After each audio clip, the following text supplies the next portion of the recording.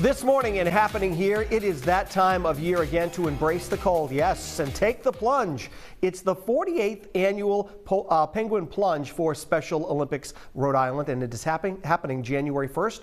Joining us this morning to tell us all about it is Ed Pacheco. He is back with Chris Schmidt with Special Olympics. Good morning, guys. Good morning, Will. Thanks for coming in. Thanks for having us. Now, Ed, I don't know how this is possible, but for anybody who may not know what this is all about, explain how this all goes down. Sure. So this is the oldest and the best plunge that you can participate in on New Year's Day. And what better way to kick off the new year, but also make an impact by supporting Special Olympics Rhode Island, and most importantly, the athletes of Special Olympics Rhode Island. So tell us how this really benefits all of the athletes and the folks at Special Olympics Rhode Island. Sure. So every registration fee that comes in as a part of this event, and dollars that are raised, obviously, we have a number of folks that will start pages. We'll talk about Chris's effort in particular here momentarily, but every dollar that's raised helps to ensure every Rhode Islander with intellectual disabilities that wants to participate in Special Olympics can do so free of charge, which is pretty incredible. We work with over 3,500 athletes on an annual basis.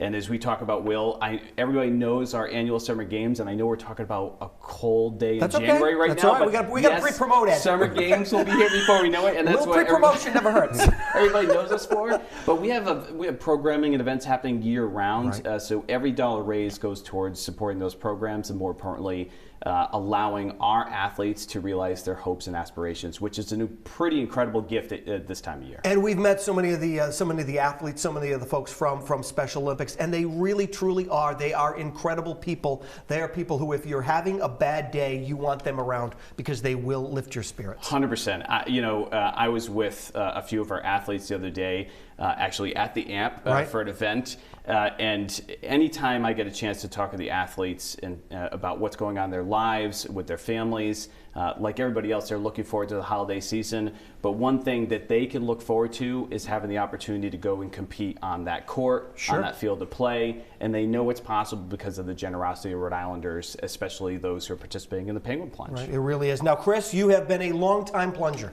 I have. You're a professional at this. Some may say. You're a professional, and it is cold. So is there a secret, and what drew you to this event? So the first time I did it, I was just driving down 95 and saw a billboard and said, that sounds like a cool event. Okay. And then I just got sucked in, and I love doing it every year. The key, I'd say, definitely wear shoes. Yeah, protect your feet, because it is rocky out there. Yeah. And bathing suit, I'm assuming. Oh, well, optional sometimes. Just want to make sure you know. We do have some characters. You never know how that's going to. It is family friendly. Right. Family friendly. Absolutely. Right. How many have you done? I believe this will be my 10th. Wow. So my first one was about 14 years ago. I haven't done it every single year, but I think this is big number 10 coming up. Was there a year? The weather has been somewhat, it hasn't been bone-chilling cold, but was there a year, and you can be honest, Ed's not sitting here, that you were questioning because it was so cold? Sure. Yeah.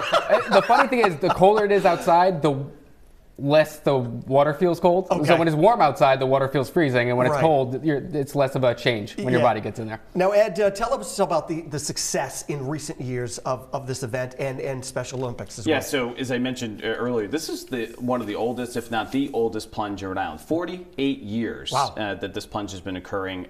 We have Excelsiors that are from all different generations of families that either have loved ones who are athletes. In some cases, they just volunteer to participate as a part of the event.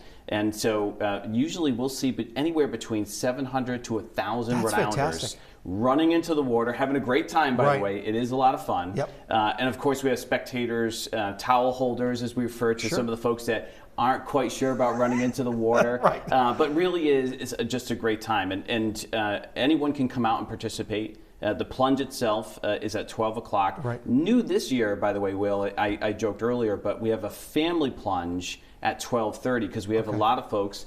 Chris is one of these individuals that have young ones that also want to plunge along with mom and dad or family members. So we carved out that time especially for that. And quickly, I know you want to make sure that people get online and they can pre-register for this event as well. So SpecialOlympicsRI.org, so SpecialOlympicsRI, all one word, .org. If you register today, it's $25. If you raise $50, guaranteed one of these beautiful Look at Penguin this. Plunge shirts. Modeling his shirt. And then day of, you can register beginning at 10 o'clock. And so we're looking forward to seeing everybody in the new year and kicking off with an impact that makes a difference in somebody's life. Well, it's a great event. Guys, thanks so much for coming in. He's modeling his shirt once again. Good to see you here, and good luck this coming plunge, okay? Thanks, Will. Appreciate it. If you would like more information and you want to sign up for this event, to take the plunge over at roadshow.com.